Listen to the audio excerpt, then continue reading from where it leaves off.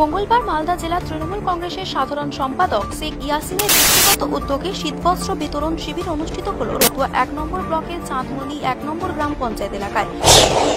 এদিন প্রায় হাজারখানেক শীতার্থ মানুষের হাতে শীতবস্ত্র তুলে দেন জেলা তৃণমূল কংগ্রেসের সাধারণ সম্পাদক শেখ ইয়াসিন। এদিন শেখ ইয়াসিন ছাড়া উপস্থিত ছিলেন চাঁদমণি 1 নম্বর গ্রাম পঞ্চায়েতের প্রধান রফিকুল ইসলাম, মালদা জেলা পরিষদের সদস্য হুমায়ুন কবির, রতুয়া 1 নম্বর পঞ্চায়েতের সমিতির দলনেতা শুভম সরকার সহ তৃণমূল কংগ্রেসের অন্যান্য নেতাকর্মীরা।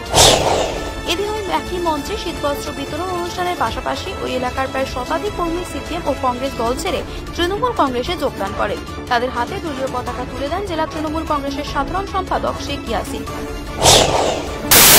থেকে এবার একটু আলাদা, মানে শীত বেশি পড়েছে, তাই সাধারণ মানুষের কথা ভেবে আমি প্রত্যেক বছরই কম্বল বিতরণ করি, কিন্তু আমাদের 14টা অঞ্চলের আমি একটা স্ট্যান্ডেই করতাম, রতুয়া স্ট্যান্ডে, কিন্তু এবার আলাদা করে প্রত্যেকটা জিপিতে করছি।